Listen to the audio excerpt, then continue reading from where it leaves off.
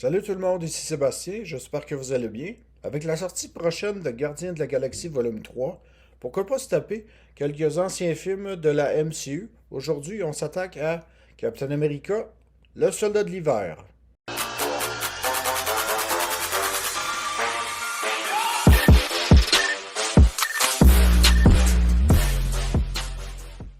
Dans Captain America, le soldat de l'hiver, on suit notre célèbre héros avec son bouclier.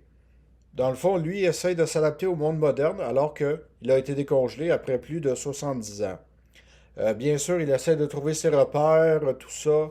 Il continue, façon de parler, à faire le ménage ou nettoyer le monde de menaces pour le compte de Nick Fury. Mais une célèbre menace, ou plutôt quelqu'un du nom du soldat de l'hiver, vient brouiller les cartes du célèbre Captain America. Alors que le soldat de l'hiver est vraiment quelqu'un de menaçant, eh bien ce sera au tour de Captain America de s'associer avec Black Widow et Falcon afin d'arrêter celui-ci et ses terribles menaces, ainsi que l'organisation connue sous le nom de Hydra. Le film est sorti en 2014 et il a vraiment pas pris une ride. Pour de vrai, c'est un excellent film de super-héros. En plus, cette année-là, on a eu de merveilleux films de super-héros, tels que Les Gardiens de la Galaxie Volume 1, X-Men Jour d'un futur passé et l'excellent Extraordinaire Spider-Man 2. Ish. Ce que j'apprécie de Captain America 2, c'est que le film en tant que tel, c'est non seulement un film de super-héros, mais il y a un aspect politique, thriller politique ou plutôt suspense politique qui est vraiment très intéressant parce que on voit vraiment que les enjeux dans le film sont élevés. On craint vraiment pour la vie du Captain America ou que ce soit pour tous ses compagnons qui essaient d'arrêter le soldat de l'hiver, ainsi que l'organisation Hydra qui est vraiment menaçante. Ce que j'aime vraiment dans le film aussi, c'est que le film est réalisé par des inconnus. Ben, plus maintenant, mais c'est réalisé par Anthony et Joe Russo, connus sous le nom des frères Russo. Et ils ont réussi, façon de parler, à mettre leur côté créatif dans ce film-là parce que c'est un peu un pari de fou de faire une suite à Captain America, mais de confier ça à deux réalisateurs qui sont connus principalement pour des comédies ou des sitcoms.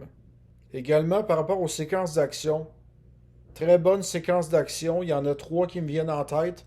Numéro 3, la séquence sur l'autoroute alors que Captain America, Falcon et Black Widow se battent tous les trois contre le soldat de l'hiver ainsi que son armée de mercenaires. Numéro 2, la séquence où Captain America se bat contre à peu près 30 personnes dans un ascenseur. Cette séquence-là est tellement bien réalisée, genre que l'ascenseur arrête après chaque étage et il y a plus en plus d'hommes qui sont dans l'ascenseur et on attend juste le signal 3, 2, 1, c'est parti. Un combat vraiment épique. Et numéro 1, on ne peut pas passer sous silence l'apparition de Georges Saint-Pierre. Oui, Georges Saint-Pierre, qui interprète Georges Batroc au début du film. Ce qui me fait vraiment marrer dans un sens, c'est que le personnage, je crois, dans les bandes dessinées est algérien, mais Georges Saint-Pierre a voulu garder son accent québécois. Ce qui est quand même drôle, ce qui est assez amusant, mais c'était vraiment super de voir le célèbre Georges Saint-Pierre contre Chris Evans. Le duel entre les deux est vraiment impressionnant. Ce que je trouve vraiment génial dans le film, c'est que le méchant, dans le fond, ça c'est un petit spoiler, ben c'est l'ancien compagnon de guerre de Steve Rogers qui a eu un lavage de cerveau par l'organisation Hydra.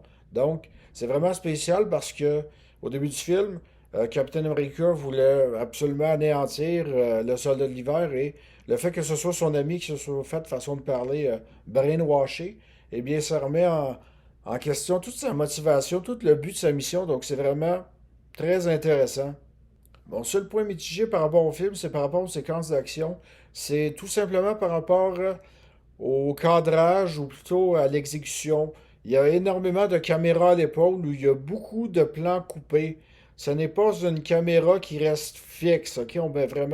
On épate la galerie pour ceux qui sont habitués de voir une image pas trop bouger. Eh bien, vous allez, en espérant que vous ne soyez pas étourdi en voyant toutes ces séquences d'action-là.